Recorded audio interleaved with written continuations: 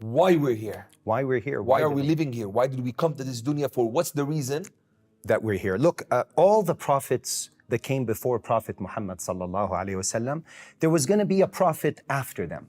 So all the ummah had to do is worship Allah, believe in Allah, and obey the sharia of the time that was sent to the prophet. If they did that, they would be successful.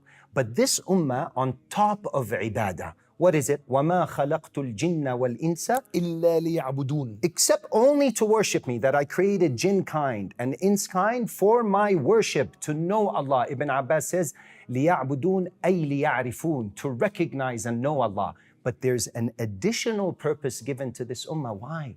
Because there's no prophet coming after Prophet Muhammad sallallahu alayhi wasallam. He's the seal, the stamp of all prophets.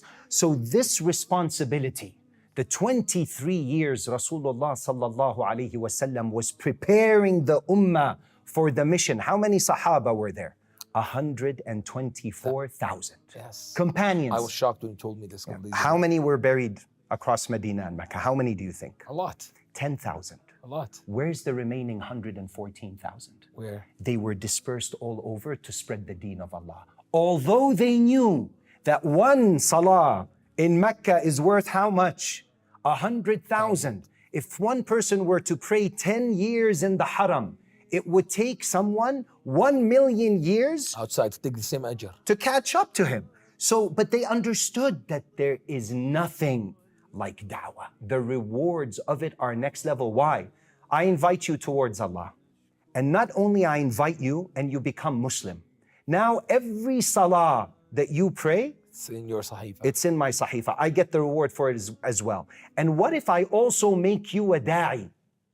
It's like the pyramid scheme. Now you're not just, you understand your purpose. You start to pray and you begin to invite others towards Allah subhanahu wa ta'ala. Now that other person that became Muslim, or the Muslim that made tawbah and started practicing, not only does that person get the reward for them, but I also get the reward for all these people. It's a tree, it's a puzzle, man. It's like exponential, man. It's absolutely never ending. If you notice the Quran, when it tells the stories, it focuses on the stories of the prophets. It's really strange, man, because if you look at it, it doesn't go into details about, for example, worship. It tells you you have to pray, but it doesn't break down the details of salah. It doesn't break down the details of fasting. You find that in the sunnah. But the Quran will go into detail when it comes to the da'wah, because this is the purpose of this ummah. Why did the Quran, why is it filled with stories of the Prophet? Because it's the pedagogy, it's the minhaj, it's the user manual. Allah subhanahu wa ta'ala is telling us, look at how these prophets, they live their lives. You're not prophets, but you are the messengers of the messenger of Rasulullah. So we are messengers. We can call ourselves messengers of messengers. Sahaba used to say that when they would go to give da'wah, they would say, Inni Rasulu Rasulillahi ilaykum. Wow.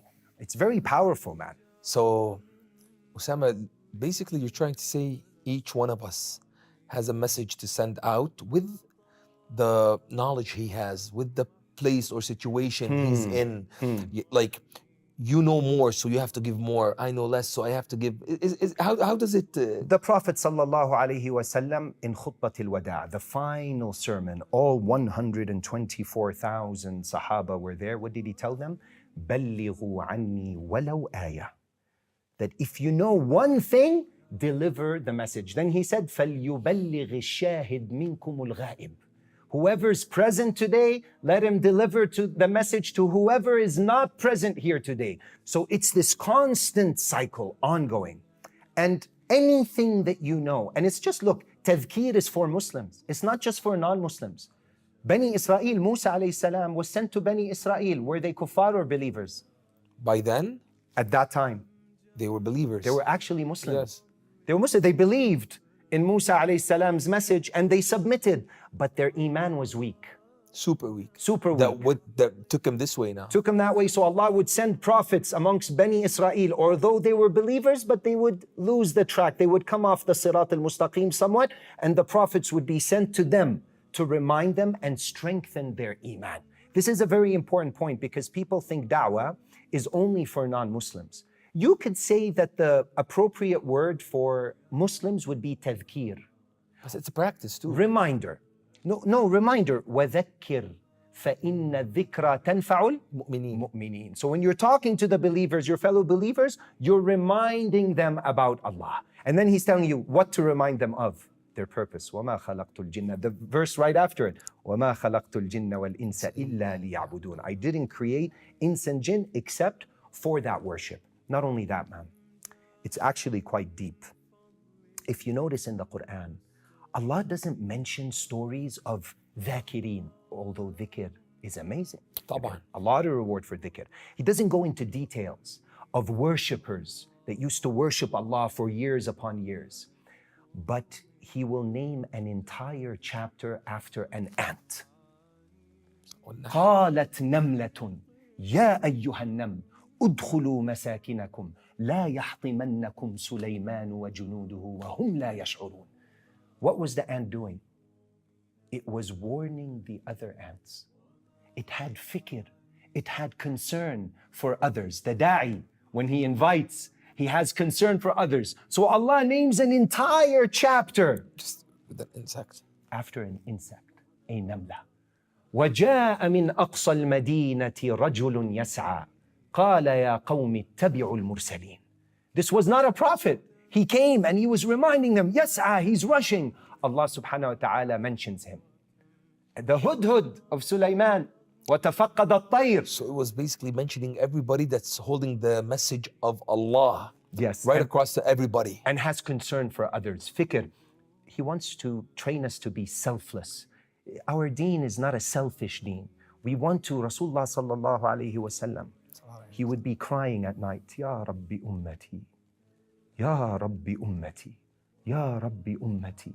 When they would come close to his chest, they would say it had this, you know, when you boil water in a kettle, when it gets to the boiling temperature and you hear that noise, it says it's like at boiling temperature. They would hear it from his concern of the ummah. He would get up at night and the entire night he would be praying for his ummah as well. He had that concern. He will be the one called on the day of judgment.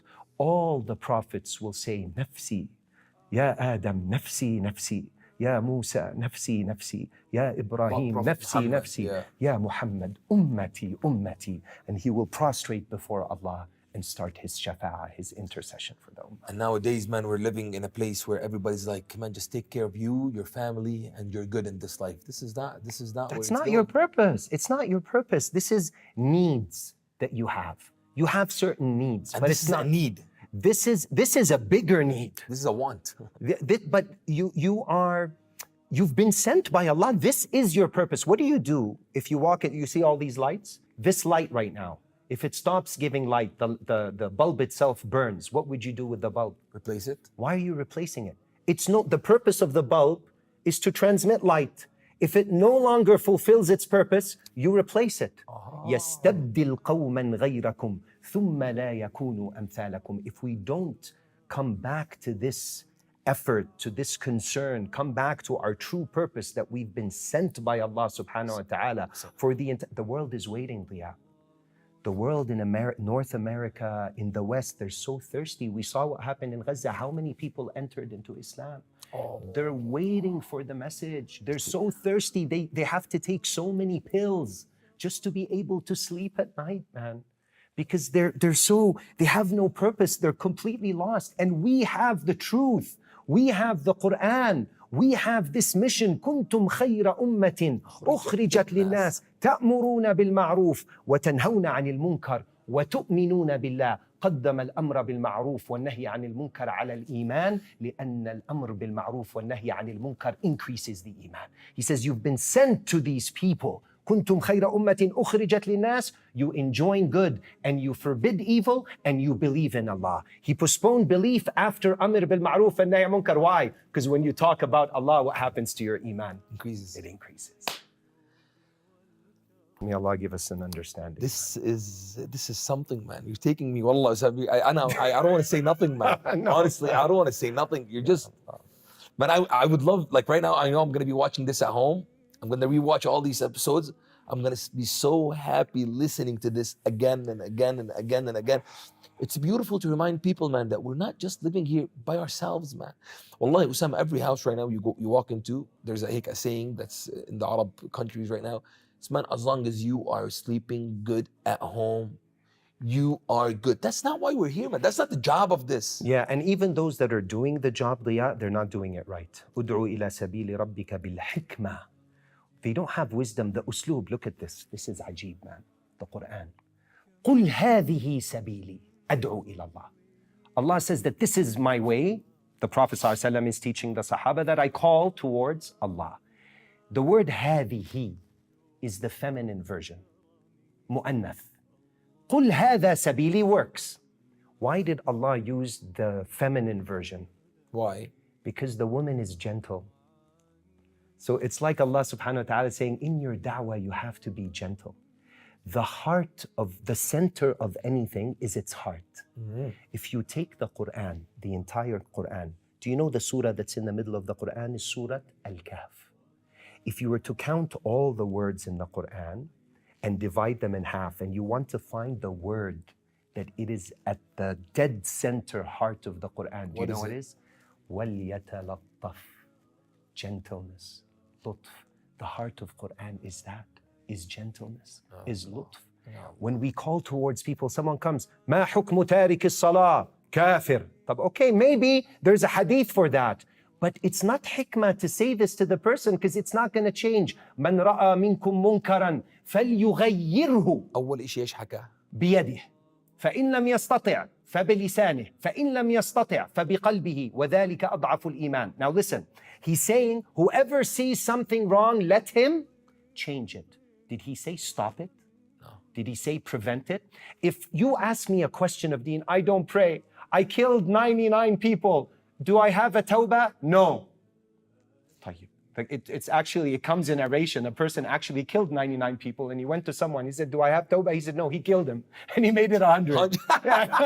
And then he went to another guy to ask him. He said, do I have a tawbah? And he told him to go to a certain area. It's a long story. So this guy, you don't tell him that. You don't tell him, no, you don't have a tawbah. If someone comes and say, ما حكم تارك الصلاة? One person with no wisdom would say he's a kafir. Even if it could be true. That's on Instagram, man. When somebody's doing something wrong, all the comments are putting Jannah nar, Jannah nar, Jannah nar. MashaAllah, they're like playing God. You know, they're distributing cards to red card, Jahannam card. You go to Jannah. Who are you? Yeah. It's Allah that decides. Wallahi, you look down upon someone, never look down on anyone, man, even if they're far from Allah. You know why? My sheikh told me the world is like a wheel that's turning. Today you're on top. And you're looking down on someone because he's on the bottom, he's far from Allah, and you're close to Allah. But as long as you're living, the wheel is still turning. You don't know when the angel of death comes, maybe you're on the bottom and the other guy is on the top. True. So always have a good opinion, husn al-dhan of the other people. So when someone comes to you, the other person had hikmah. ما حكم تارك الصلاة? He said, أن تأخذه إلى المسجد. Look at the difference. He didn't give the fiqhi response. He gave the response with hikmah. He left salah, I'll take him with me to the masjid. You miss salah, this is something good we touch base on. If you miss salah, once somebody will tell you, man, Rabbna will not accept it from you. But what if you say, man, just go pray what you have missed? Yeah, make sure Allah, God will. Inshallah, bi'idhnillah, you don't know. Allah is ready to forgive. Look, He created 100 mercies. He sent down one. How many? One. And we're leaving all this rahmah with just one. Just one. And He left how many for the day of judgment? 99. 99. And on His arsh, He has written, on His arsh, on His throne, Rahmati ghalabat ghadabi. So always His mercy will overcome His anger. This is Allah. His mercy overcomes His wrath. Now here's what's so interesting. They say that so much mercy on the day of judgment that even shaitan will think, maybe Allah will forgive me. You're not, bro. You're not. You're not, bro. You're out of luck, man. I'm sorry. It's already been decided. You're done. He only gave you some time, and he's our biggest enemy. And shaitan doesn't like da'wah. You know why he doesn't like da'wah? It's against his job, man. Because you're working against him. He's calling people towards Jahannam. You're calling people towards Jannah. So the da'i, he is fully focused on bringing him. He takes him out of the nur. One of his tricks. If he can't stop you or get you to sin, oh, he's doing dawah, he'll convince you that dhikr is more rewarding or better than dawah. He'll come to you, maybe you're showing off in your dawah, you don't have knowledge, this, that, because he wants you to take you from a greater amal to a lesser amal. Da'wah, the reward of da'wah is unparalleled. But this point I want to go back to, that man ra'a minkum munkaran falyughayyirhu. Whoever sees something bad, let him change it. If what you're gonna say is not gonna cause the person to change, you haven't fulfilled the hadith. Most people think this hadith, when I say something wrong, see you doing something wrong, I have to tell you on the spot. Man, people have egos. If you see someone doing something wrong and you immediately correct him, he's gonna say, get out of here, man. Even nowadays, people say "Amr bil ma'ruf wa nahy an al munkar." Literally, that's what they think they're doing. Yeah, enjoying something's wrong. Inhi an al munkar. Yes, immediately. And if you're nahi anil munkar, forbidding evil, telling someone that is wrong, you have to now add to it the usloob, the method. The method has the lutf, the hikmah. Otherwise, you're only going to be pushing people away from the deen. And they think they did their job. This is what Allah told us to do. Amr bil ma'ruf wa nahy anil munkar. You know, when we used to go give da'wah, we would go and we would see someone and he would be smoking weed. He would have a joint rolled up and he would feel shy because he would see some shuyukh coming to give him da'wah. So he would hide. You know, a person with me had so much hikmah. He's like, just give me one, man, sit down. let me have a hit and join you. Of course, not to that point. Yeah, we have our limits. But he basically told him, no, kama ant. He said, no, keep doing what you're doing. MashaAllah, you're such a beautiful man, so healthy. He looked very strong and buff. And he just started praising him. And the guy was like, his head became this big. He said, you're such a handsome man. Isn't it just a shame that you... But he didn't. If he starts talking about, dude, weed is haram, and you're going to go to Jahannam, what is he going to do? He can't wait till the sheikh leaves and so he's going to continue two more. smoking. He might roll another... and leave this world, man. Couple of joints. Sign out. Log out. Yes. We don't want him. We want him to log in, but he has to have the right password to decode this life. This is the main point. Most people don't have the right password. The password to decode life is La ilaha illallah, Muhammadun Rasulullah. And fulfilling the right of Muhammad Rasulullah is to fulfill the right of the message of Rasulullah. قُلْ هَذِهِ سَبِيلِي. The other one, وَمَنْ أَحْسَنُ قَوْلًا. Now watch. He didn't say, مِمَّنْ دَعَا إِلَى الْإِسْلَامِ.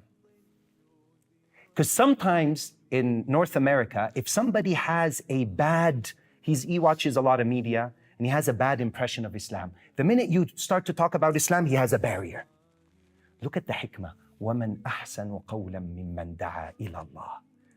Who is better in speech than him who speaks about Allah? Talk about Allah. Talk about the greatness of Allah.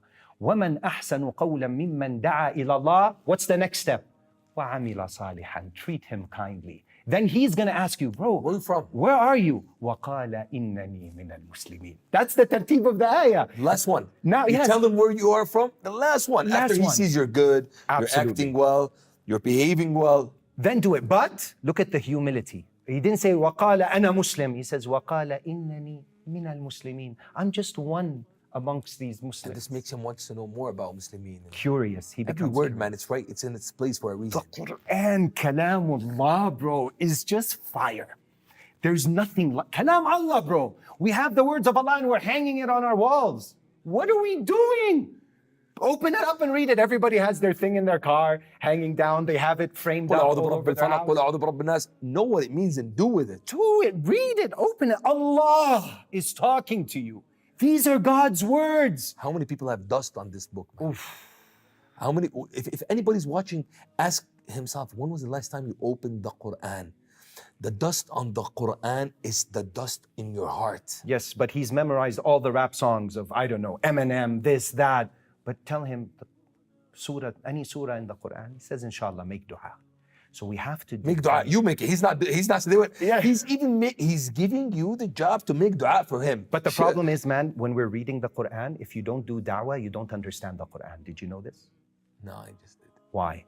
لو تركت أمتي الأمر بالمعروف والنهي عن المنكر حرمت بركة الوحي قالوا بركة الوحي فهم القرآن.